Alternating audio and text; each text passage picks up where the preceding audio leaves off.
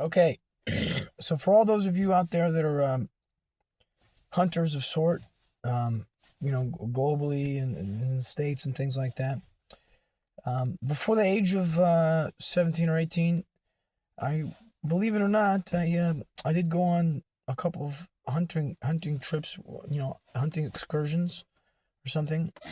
As a young lad, I was known to be almost unbelievably, incredibly accurate with a BB gun. You can ask my esteemed family members or something.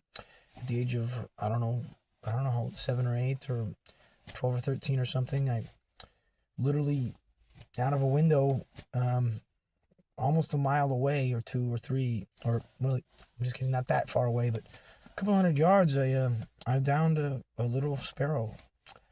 I didn't know what to say because its blood as it with one shot. I didn't have to shoot him, and this little blood was on the on the on the snow, and I felt bad, so I think went out there and I had to bury it underneath the snow or something. And then this is before I became more religiously inclined, and understood the world at large in different ways. But then in other places like in almost in Canada, basically a hop, skip, and a jump, and you're in Canada. I went on a couple of hunting adventures, with the 30-06 and the 22, and bows and things like that, and I didn't really do much with those things. I just we just they had, all the families, they had those, they had those things. And my family didn't, but they did, and so once I went over to the West Coast, though, it was like a completely different culture, a completely different story. There were still people like that existed, but they were few and far between, mostly.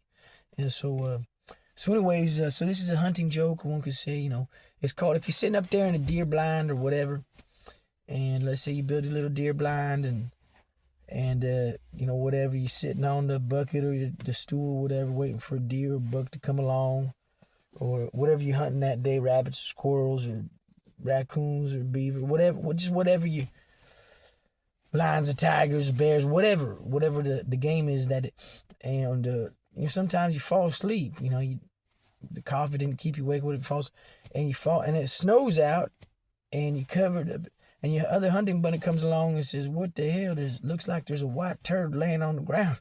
I was like, "No, that's Billy. That's Billy."